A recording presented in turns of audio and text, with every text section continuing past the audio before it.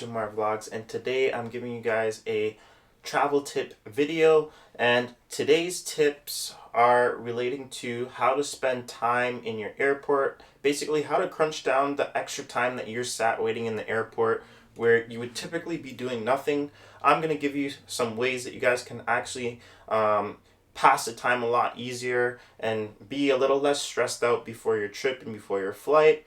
And these are just some really good tips that I realize would be really useful to give people, just because it's things that I've personally experienced while I'm traveling. And yeah, so let's get right into it. Alright guys, so number one is to bring a laptop, guys. Bring a laptop with you. Laptops are really great to take with you. I would recommend getting a 13-inch laptop for traveling, just because it's a lot lighter and smaller and a little less of a headache to carry around with you. But yeah, bring a laptop with you guys, and what this will do for you is allow you to get some work done. Also watch some Netflix if you can connect to the airport Wi-Fi, if they have free Wi-Fi, or if you've got a dedicated prepaid data card that you got specifically just for when you're in airports, then you can use that to watch movies as well. But yeah, a laptop is a really good one. You can also run games on your laptop. So laptops kind of offer the most like universal options in terms of what you can do. So bring a laptop with you guys. Highly recommend the MacBook 13-inch Pros for traveling. Also as well for editing and stuff when you're a content creator such as myself. As well, I would recommend bringing an iPad if you don't have a laptop. iPads are also really good to bring with you. One for gaming, two for watching movies, listening to music, whatever it is that you like to do. Maybe getting some emails checked or whatever. Bring an iPad with you. They're really good. And with those two things, you're also going to need something else because you're going to be in a crowded airport with a lot of people. So I'd recommend a nice set of headphones. Now, these are just my headphones that I use here in the studio, just for editing and stuff. That's why they're wired still. But I would actually recommend maybe getting a pair of Bluetooth Beats headphones. Noise canceling so that you don't hear anyone around you, and also the people around you don't hear what's coming through your headphones if you play them kind of loud usually. So yeah, a good pair of headphones is essential. Now, this one is optional, but for those of you that like to game, like myself, then I would bring a PS4 controller or an Xbox controller. Now, what you can do with these controllers is on some of the games on iPhone or iPad, you're actually able to connect these controllers to them via Bluetooth, and you can play your games using these controllers via Bluetooth while you're traveling. So I really like to have one of these with me. I can set up my phone on the table, like the table tray on the airplane, and I can play my games on there. Or I can actually connect this. If you guys have an Apple MacBook, you can actually run PC games and connect this via Bluetooth to your MacBook as well, and play games and stuff on there, and set it on the table tray in front of you on the airplane.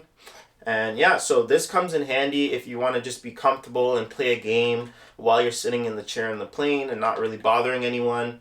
I would recommend bringing one of these with you if you can fit it in your carry-on.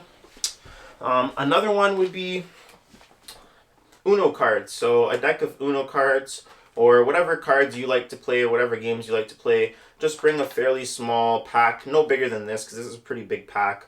But yeah, bring a pack of playing cards or a game, and you can pretty much often find any sort of solo travelers or backpackers. Especially if you notice anyone that's backpacking, then you'll probably find that there's someone that you can actually approach and ask if they want to play a game with you and whatnot if they're still waiting for the same flight. This one is really good for waiting areas to board your plane, especially like I said, backpackers, because backpackers are often traveling solo in order to go out and explore and meet new people and get different experiences, and they're traveling solo to literally like put themselves out there and make more friends across the globe and do things more independently on their own. So if you find backpackers, definitely ask them to play these kind of games with you because they're more than likely going to say yes. So yeah, bring a pack of the cards. Another one I'd say is bring one of these. Personally, I like to have stuff like this. They're like little brain puzzles, and you basically have to figure out how to get them unhooked. So they come hooked like this, and you know, they have these balls on the end of them that make it really hard to get them off. But for me, I've already figured this one out, so I know how to do it pretty quick, and I know how to get them out. So yeah, guys, I would just recommend like getting little things like these. They're really fun. They're really like cheap and affordable, and they're also something that you can do with someone else in the airport waiting area. Especially if you're like a content creator like me, maybe it'd be cool if you find someone roughly in your age group that's also waiting, and just challenge them to get this unhooked. And you know, it'll just be you making a new friend and them having a good time trying to figure this little puzzle out, and you getting some content for your video. So that is another thing. Alright guys, I have some more things on my list that I wanted to mention. So if you're a content creator like myself, then I would highly recommend bringing a camera, which obviously I'm filming on right now, so I can't really show that to you, but I would highly suggest bringing a camera so you can document your experience. Even in the waiting areas, not a lot of people spend the time to show that stuff, but I think it is important to show that stuff in your video and really show the processes that you're going through. Another thing that I would recommend that also kind of ties in with the whole camera aspect is to bring some extra spending money with you to go to the cafes and the lounges in the airport, because it gives your video a bit of a different vibe, and it also gives people the opportunity to see that there are actually other things in the airport to experience and that you can do just to pass time and whatnot. Now obviously it is a more expensive thing, spending money in the airports. Everything is going to be more expensive. But like I said, if you can, then bring some money and just try and go around and explore the airports that you're traveling to as well. Alright guys, so that's it for this video, and I really hope you guys found some useful tips from this video. I hope you guys take these tips and apply them into your next trip, and leave a comment below how your experience was with these tips, and just let me know any other ideas that I may have missed or that you might have, and I will definitely make sure to put them in another video. Alright guys, remember, wander, connect, innovate, and inspire.